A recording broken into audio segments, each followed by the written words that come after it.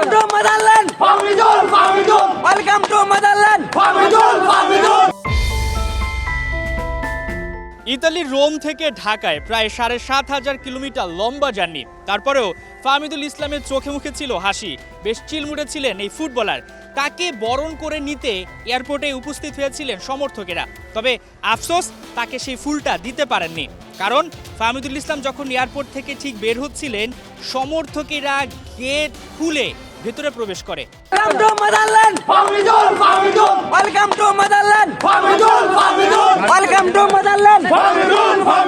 Welcome to Motherland. Fahmidul হয়তোবা বুঝতেই পারেননি যে আসলে বা ভাবেননি যে এমন একটা পরিবেশ তৈরি হবে। ফাহমিদুল ইসলাম যখন সৌদি আরবের তায়েফে কন্ডিশনিং ক্যাম্প করে ভারতের বিপক্ষে ম্যাচের আগে, এরপর তিনি দলের সঙ্গে বাংলাদেশে ফেরেননি, তিনি চলে গিয়েছিলেন ইতালি। এবং তখনই সমর্থকেরা আন্দোলন করে, যেটা বাংলাদেশের ফুটবলের ইতিহাসে একটা বিরল ঘটনাই, যে কোনো একটা ফুটবলারের এখনও লাল সবুজের জার্সিতে অভিষেক হয়নি, তবে তাকে দলে নেয়ার জন্য সমর্থকেরা রাস্তায় নেমে পড়েছে। বয়সটা কিন্তু মাত্র 18, এটা আপনাকে বুঝতেই হবে।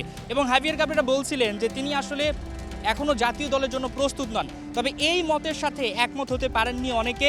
সমর্থকেরা এটার পক্ষে বিপক্ষে নানা কথা বলেছেন। এরপর গল্পটা আপনারা সবাই জানেন।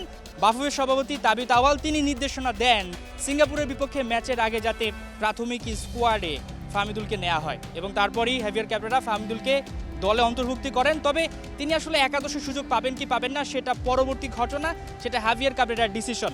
তবে এই যে ফাহমিদুল ইসলাম ইতালির রোম থেকে ঢাকায় আসলেন, তাকে ঘিরে মিডিয়া কাভারেজ, তাকে ঘিরে ভক্তদের উচ্ছ্বাস, এটা কিন্তু বাংলাদেশের ফুটবলের জন্য একটা ইতিবাচক দিকই হয়ে দাঁড়াবে।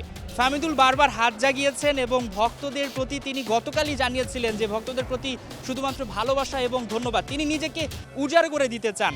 বয়সটা কম, ফাহমিদুল ইসলাম এবং যত প্রবাসী ফুটবলার রয়েছে, লোকাল ফুটবলার রয়েছে, তারা হয়তো ঠিক এই ছবিটার মতো যে ধুলোবালি জমে আছে, সিন্ডিকেট নামে যে ধুলোবালি জমে আছে, সেটা হয়তোবা তারা সবাই মুছে দিবেন।